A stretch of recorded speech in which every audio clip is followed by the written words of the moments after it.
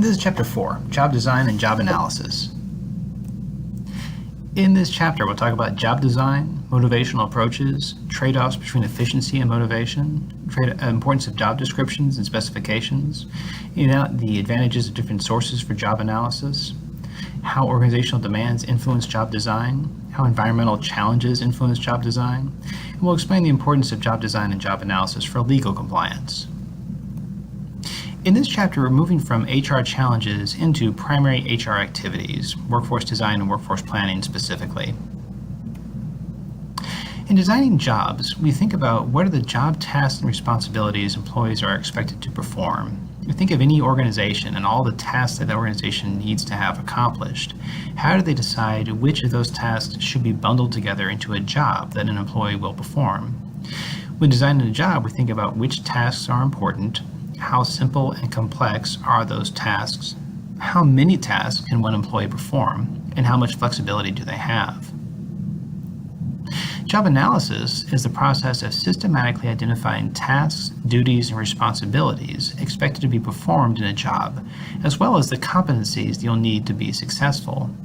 Job analysis lets us write a job description, a summary of the tasks, responsibilities, and conditions of a job, as well as identifying job specifications, or the specific competencies required by a job holder to perform the job successfully.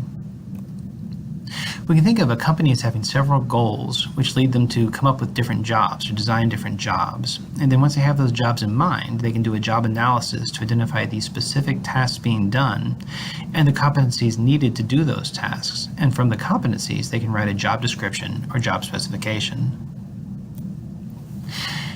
In job design, we often emphasize efficiency, and early job design studies focused on efficiency exclusively. These were time and motion studies in which they looked at how manufacturers and different factories were performing their jobs and tried to find the ways to perform their jobs the most efficiently, regardless of motivation or how interesting it made the job.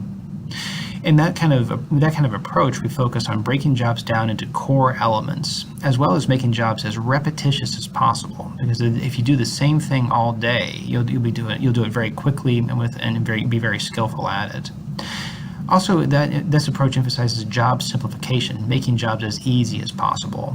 So again, you think about job design, the initial approaches were all about breaking jobs down, making them repetitive, and letting people specialize in very specific tasks. However, as you can imagine, that kind of approach doesn't lead to very interesting jobs or jobs that people would want to have. The motivational approach looks at how can we make jobs interesting enough that people are motivated to work as hard as possible. So rather than making jobs simple, the motivational approach emphasizes making jobs interesting and complex. Specifically, the job characteristics model argues that there's 5 things you can add to a job to make it interesting. Variety, in which you do a lot of different things at work. Identity, in which you understand how the work you do contributes to the organization as a whole. Significance, in which you feel like the work you do is important in itself. Autonomy, in which you feel like you can do your work your way. And feedback, in which someone tells you how they think you're doing. Those different core job dimensions lead to different psychological states, which lead to important outcomes, such as better performance and more motivation. And so we can improve motivation through job design, according to this theory. But there's several ways you could do it. You can change the job tasks someone does by letting them do different things through job rotation or have additional responsibilities through job enlargement. You can increase their responsibilities specifically by increasing the level of responsibility they have, or giving them more participation at work, or giving them more voice at work. And you can create employee teams in which people work together on different things, which gives them a chance to engage in skill variety and work with other individuals as well. These approaches are not to make the job simpler so it can be done faster, but to make the job more interesting so it's done better. Job descriptions are written summaries of specific tasks, responsibilities, and working conditions for a job. They include the title, the important aspects of the job, the essential duties and responsibilities, and the specifications, the competencies that are required. And specifically, we can think about the knowledge, skills, and abilities a job requires. For example, for an accounting assistant, we can talk about the job title, the identification of the job in the organization, the summary of the job, and the essential duties and responsibilities. Those essential duties and responsibilities lead us to the job specifications. The job specifications identify the knowledge, skills, and abilities thought to be needed to do the job duties successfully. In this case, having a bachelor's degree, having 2 years experience in a financial or accounting function, experience with computers, communication skills, and a basic understanding of global finance. When writing a job description, it's important the job provide job identifying information, a brief summary of the job, written task statements including what is done, to whom it's done, for what purpose, and using what tools. It's important to identify the job requirements, including the knowledge, skills, and abilities, as well as the minimum education and experience requirements, identifying the work context, and have job incumbents and supervisors review the description to make sure it's accurate. Oftentimes, job descriptions come from job analysis. So job analysis, again, is a methodical study of the job to identify what duties and tasks are performed in order to identify the knowledge, skills, and abilities that are necessary. Oftentimes done through observation, when one person will watch another do the job, or through a diary that an employee will keep of the activities they do, or through interviews or questionnaires. Again, the goal of job analysis is to identify the tasks, duties, and responsibilities for a job. This will require collecting job information as well as analyzing job information. Again, the different methods through observation, diaries, questionnaires, and the ONET, the Occupational Information Network, can give you information about different jobs. The person who gives that information will come from different sources. Observation will come through a job analyst. Diary of the log comes from the employee and themselves. The interview would be done by a job analyst with an employee. Questionnaire would be completed by an employee. And the ONET's an online database that you can look at yourself if you're interested. That identifies over 800 occupations that includes information about the knowledge, skills, and abilities necessary to do those occupations. In a job analysis interview, the interviewee talks to a job incumbent or supervisor and discusses with them what is necessary to do the job effectively. Other approaches are standardized questionnaires, like the functional job analysis, a questionnaire you can give out to individuals to identify specific knowledge, skills, and abilities they need to do those kinds of jobs. The position analysis questionnaire is a similar kind of questionnaire that can be done by employees across a wider range of occupations. More customized approaches focus on interviews or questions you can ask specifically to individuals to get the information you need. Critical incidents, for example, involves obtaining specific behaviorally focused descriptions of work behaviors that people need. If I was gathering critical incidents, I'd ask an incumbent to tell me about a time they saw the job done very successfully or unsuccessfully. I'd use that story to identify the knowledge, skills, and abilities needed to do the job effectively. Task inventories identify specific tasks that are done, so you can do a task inventory as a questionnaire or through an interview. And job elements specifically also focus, rather than on the tasks, on the knowledge, skills, and abilities necessary to do a job. Again, the functional job analysis is one that's used by the Department of Labor, and it asks people to identify how much work they do with data, how much they do with people, and how much work they do with things.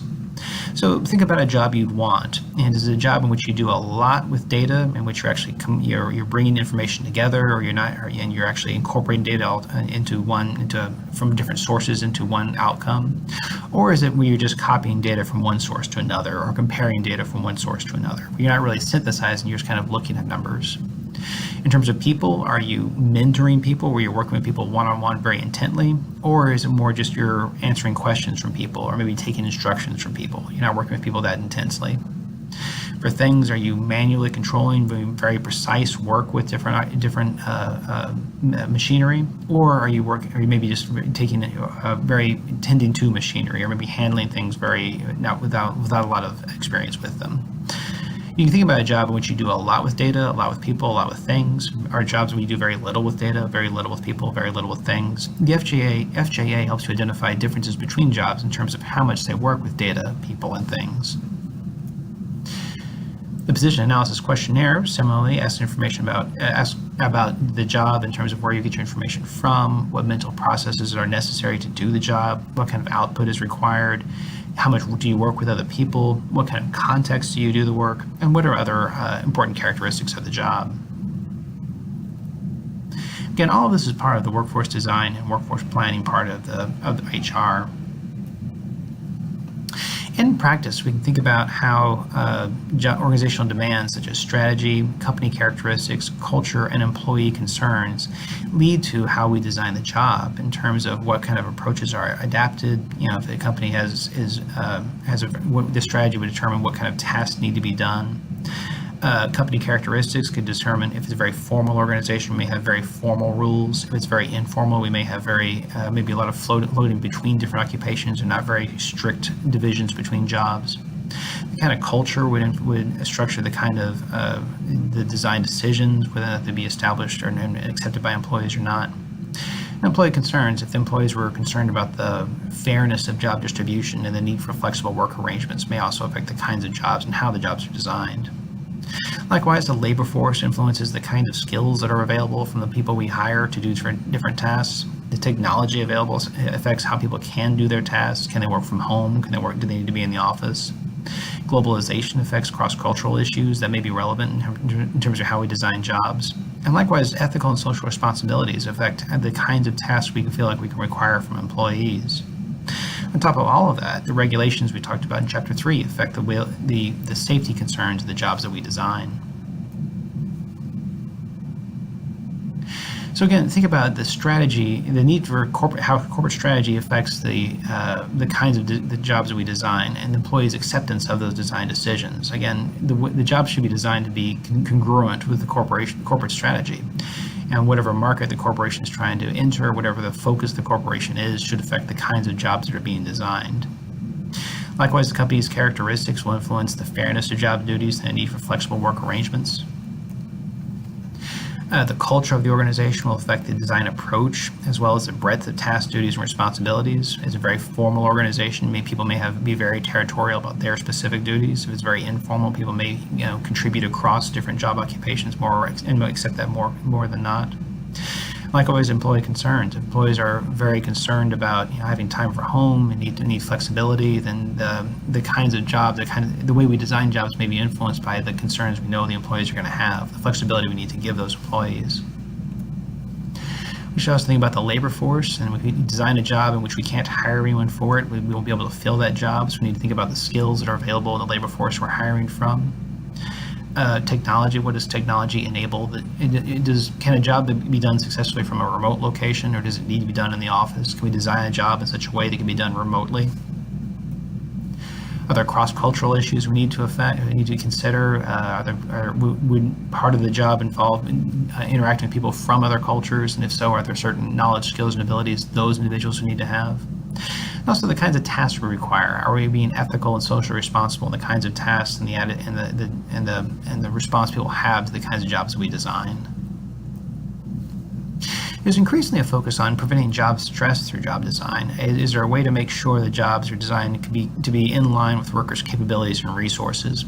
We often experience stress when we feel like the demands on us exceed our resources. And so if we have workers who are experiencing stress, is it because they feel like the job they're being asked to do exceeds their abilities? We can also reduce stress by clearly defined roles and responsibilities, by giving them a chance to use their skills, by improving communication and reducing uncertainty. These kinds of things, feeling out of control, feeling like the demands on you exceed your abilities, feeling like you don't know what you're supposed to do, and having that kind of ambiguity, being isolated, not being able to interact with others. All those things lead to job stress. And so sometimes we can redesign jobs in order to alleviate job stress by dealing with those characteristics. It's also important to keep in mind regulatory issues too, and it's important to understand what are the essential part of the jobs, what are the non-essential part of the jobs, and the distinction between those. Obviously, if a job can be done remotely, then it's not essential to be in the office, and there would not be an essential job duty. But there may be jobs in which being in the office is essential, and so it's important to keep in mind what is essential and what is not essential.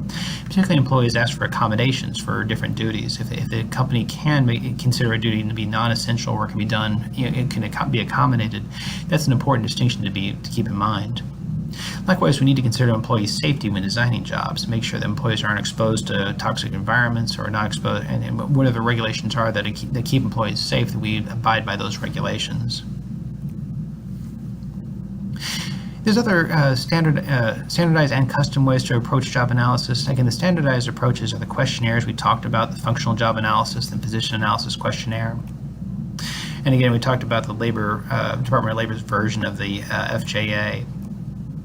If you have time, it's worth it. It's fun to look at the ONET online. And again, you can go to the ONET and it will identify the kinds of jobs that are available out there. You think about what job you're interested in. Go to the ONET and see if you can find the job you're interested in doing. The ONET should have some listing for a job at least similar to the job that you're interested in, and it will list the tasks required to do that job. It will also list the knowledge, skills, and abilities it believes are required to do that job. So what knowledge do you need to have, what kind of skills do you need to have, what kind of abilities do you need to have. Likewise, we'll tell you a little bit about the work activities that are required as well. So if you're bored, if you have time this week, it may be fun to go to the ONET and look at the job you're interested in and see what kind of knowledge, skills, and abilities are that the ONET believes are required to do that job. Likewise, there's customized approaches as well. So if you don't want to use an off the rack, questionnaire to evaluate do a job analysis, there are customized approaches through critical incidents, task inventories, and job elements.